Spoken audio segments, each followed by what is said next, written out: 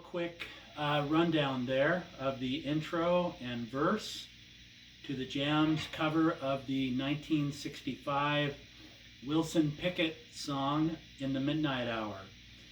This is back when the Jam used to do covers on all their albums. I think they did that up to Sound Effects when they didn't, nor did they do it on The Gift. But this is the one from Modern World, 1977, the cover on that LP, and it really goes. It's a great song. Sounds really simple, and I guess it is, but when you start to listen closely to the LP version of this cover, it's hard to tell what Weller's doing on the guitar, because Bruce's bass is really the prominent featured instrument on the song that really, moves the song along. And so, after not making much progress listening to the LP recording, I went and listened to some early live recordings that the band did of the song back in '77, like at the 100 Club and a few other places. And if you listen closely to what Weller's doing during the verses and also during the solos, you realize that he's actually playing a C7 to F7 duo of chords that go back and forth, right? So the C7 in the open position is down here in the C shape, right, that everybody knows. And then add your pinky to the G string at the third. And you get that, which is a really cool jazzy chord, kind of a Beatles chord they used a lot. The F7 is here. There you can include that low E string too. So I'm barring here at the first fret. I'm at the G string second and the A string third for your F7, right? So what the verse does, what he's doing on the guitar live, is he's going back and forth.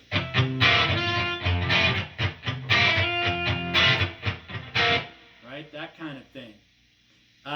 Now, there are a variety of places to play that chord sequence on the neck.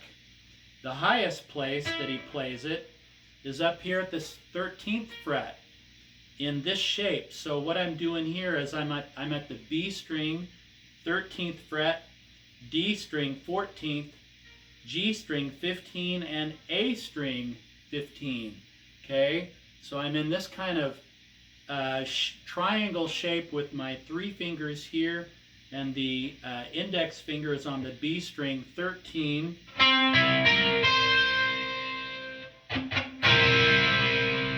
Now just drop that down to the 6th. So there's your F7.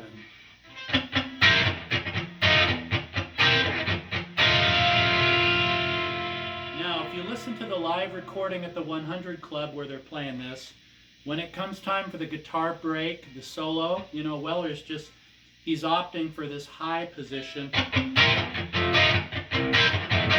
then he does some of this just kind of all over the place there for the solo, right? All right, another place where you can play this chord sequence is here at the 9th fret. Whoops, don't do the A string. Down to the 2nd.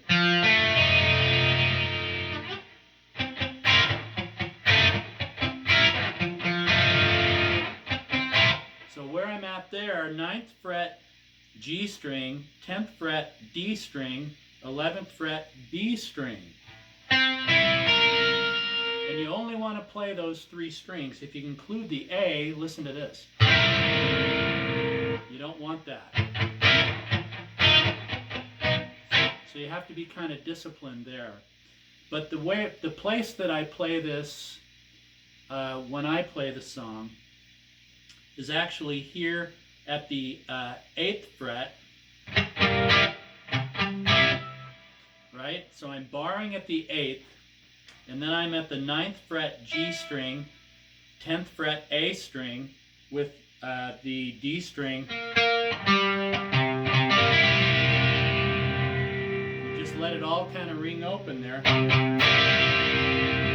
There's your C7. Right? Now your F7 is just right there too. So I think this is where Weller's doing it. Is right here. Of course, he would play it looking like this, grabbing a handful of strings. I don't do that. I do the non-punk rock version of it here, right? So, barring at the 8th fret, the G string at the 9th, and the A string at the 9th for the C7.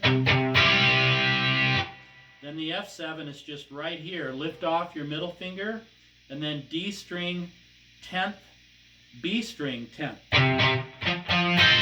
And then your bass string is not the low E. I guess you can still do it, but it's really the A.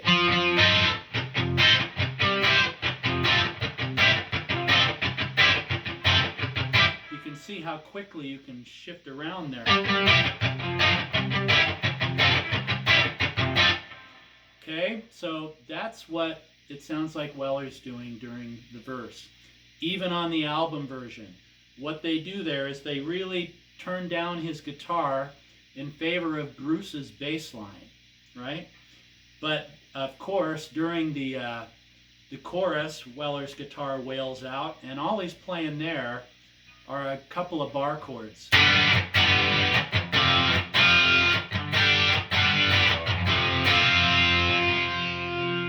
Okay, so that's here at the 3rd fret, barring in an E shape. Drop that same shape to the 1st fret.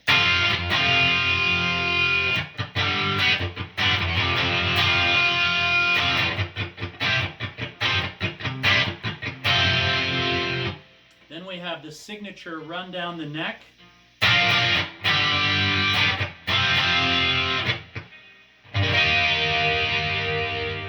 That last one in the sequence is the hard one.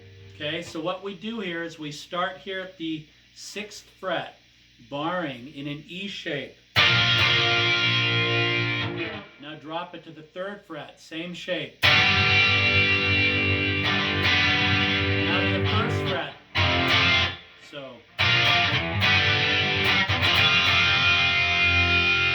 it twice, and I like to strum it like that.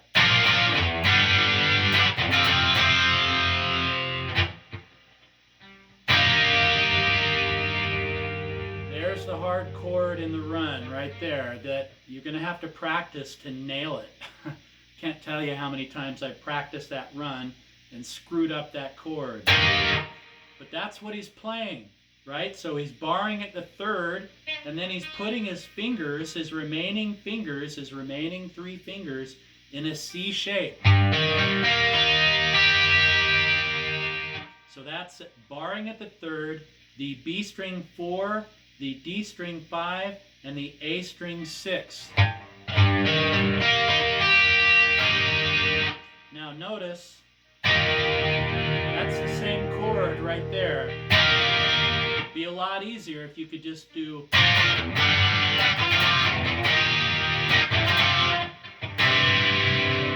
we end on a C, right?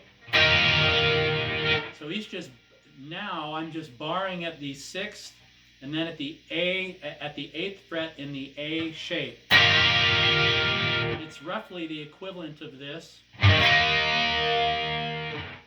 But it doesn't quite sound is good. The voicing is better here, and this is where Weller plays it.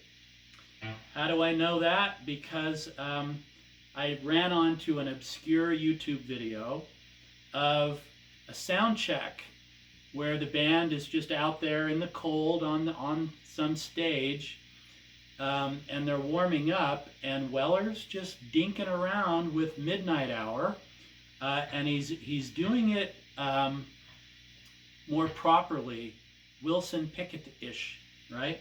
He's here in this shape, and he's doing something like this on his guitar, just noodling around.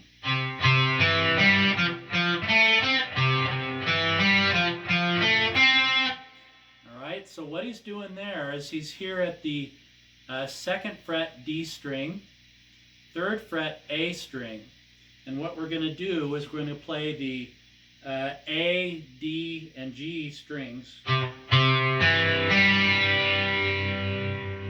Just like we've got them here. We're just holding this. And you can palm mute here.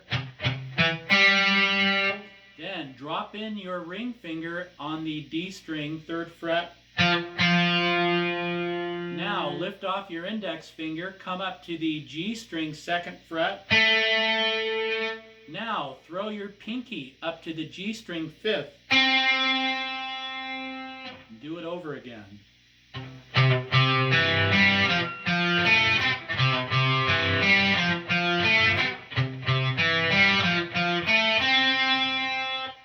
And then he goes like this. And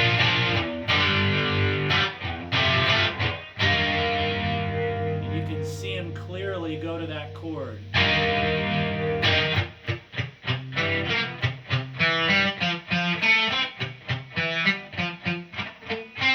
Right? So practice that if you like that, just to noodle around with it.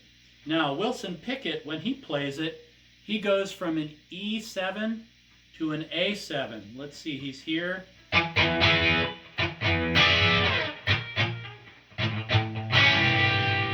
an A7.